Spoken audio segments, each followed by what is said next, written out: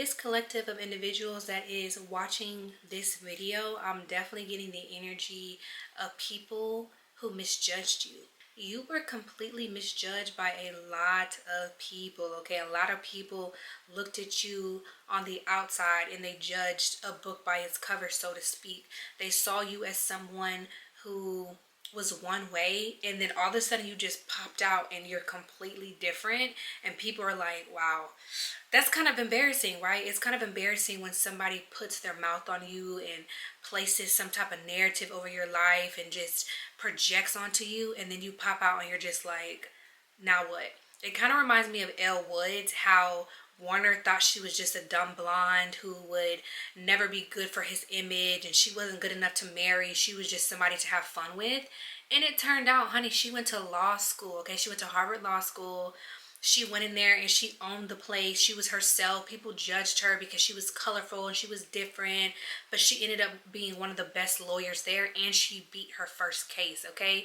Because of who she was and her just remaining authentic to herself. So Legally Blonde is definitely significant. You could be a blonde, you could be in law school, you could have just had like a bad breakup, anything like that, okay? You're somebody who was definitely judged. I know a lot of women specifically, and I know men like this too, but I'm definitely getting feminine energy. So you could be a man or a woman this applies to, but I'm definitely getting the energy of like feminine. You could be somebody who's like a pretty boy or a pretty girl, and you're like real bougie, or you're very, you just come off a certain way.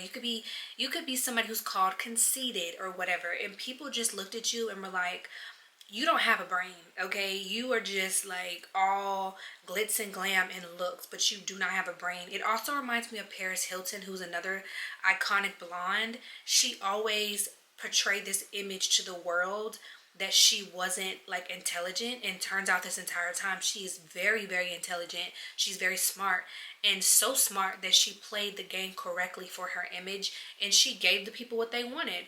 And as she grew up and she became a wife and a mother, she's like, oh yeah, I'm actually brilliant, okay? So again, you could be a blonde or Paris Hilton, or Legally Blonde could be very significant, or just Reese Witherspoon herself is very significant. But I love this energy so much. This is like one of my favorite things about you guys, is that people judge you based off appearances, and then when you open your mouth, they're like, what in the world? This person just spoke like quantum physics to me. This person just spoke something I've never even heard before. And you're like, duh, because you always saw yourself, or maybe you didn't always, but you knew who you were at some point in your life.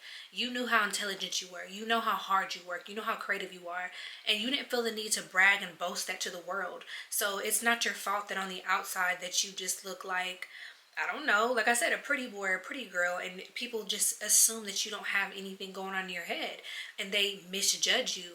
And because they misjudge you, it causes them to take certain actions that end up blowing up in their face, okay? You could even be the type of person who like plays on that.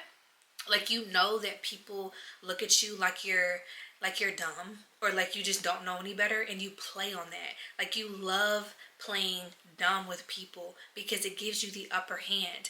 I always tell you guys, in The Art of War, it says this, and I actually haven't even read that entire book, but this quote sticks out to me the most because it's super significant and important for life. If you know who you are truly, and you know your enemy, you're gonna win every battle. But for your opposition, they don't know who you are, which is why they keep losing, which is why things keep blowing up in their faces, because they go off of appearances. They go off of things that they heard about you from people running their mouth. They're not going off of who you truly are at your core. So that always gives you the upper hand. That always keeps you 10 steps ahead of the game every single time, okay? I've been talking about how God has been cloaking you guys and covering your energy and not showing people who you really are. You're like God's secret weapon for the collective, okay? God is going to cloak you, and he's going to make you come off a certain way to the world, because he doesn't need people knowing until it's time how smart you are, or how gifted you are, or how creative you are. He doesn't need people knowing that yet. So God is very strategic. He has a big divine plan that none of us truly understand, because obviously he sits high, right? He sits high and looks low.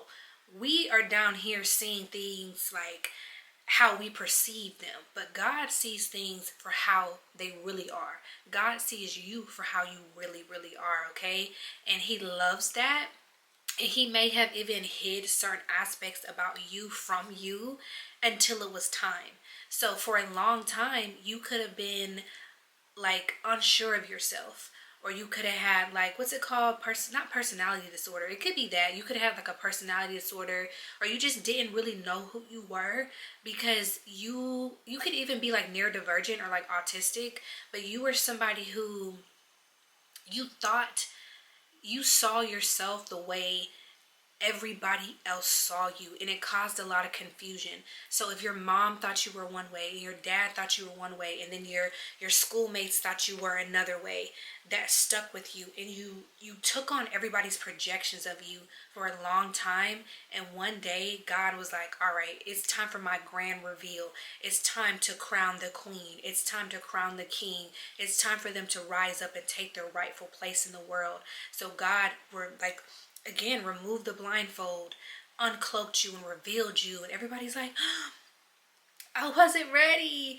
I wasn't ready for who this person really is. I don't even think you were ready, okay?